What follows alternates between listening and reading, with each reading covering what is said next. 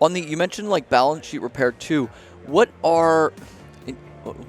does that entail? Like, what are you looking at for that? That's an interesting. As a value investor myself, that's one where you see some crazy stuff on balance sheets. Yeah. So generally, what that means is that we're looking at. That's when the larger companies kind of come to us. So when companies and usually it's as the commodity cycle is kind of coming back off. They've done a whole bunch of purchases on the run up. Yeah. And then they've got too much debt, basically. Yeah. So, and that's how we've gotten streams from. We've got the silver from Antamina from Glencore. So we get all of their silver from Antamina, and that was done back in 2015. That would have been at a time when Glencore needed the cash. Right. So, and same with Vale. That's when we've done the Vale deals. It's been around when they needed the cash at that point, and it was a value add way of them looking at their cost of capital, and we were a cheaper cost of capital than what they could achieve at that time. So a lot of times they're going to weigh it. They're going to okay, we're going to do a bond issue.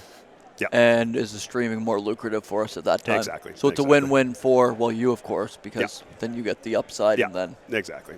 Okay. And there's a few other companies in the space, but really, I mean, we're actually the largest by market cap right now. So Franco-Nevada would be the other one that they're our most direct competitor. Right, they do the streaming. Exactly. So they're exactly the same model as us. They tend to have more royalties than we do. We've only got a few royalties. We focus more principally on streams, and we focus more. Actually, to the streaming versus royalties, what does that model look like? Basically, on a royalty, it depends on there's multiple different types of royalties. Okay. So, but a royalty you get paid in cash as well. So, and we get paid in metal.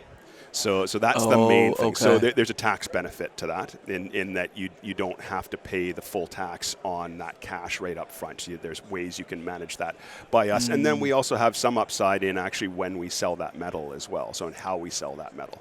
So there's some more flexibility around that. But primarily it's just a tax efficient way of managing that metal. So essentially the same kind of model overall. And most financings now have gone more towards streams just because it is a more efficient mechanism than a royalty.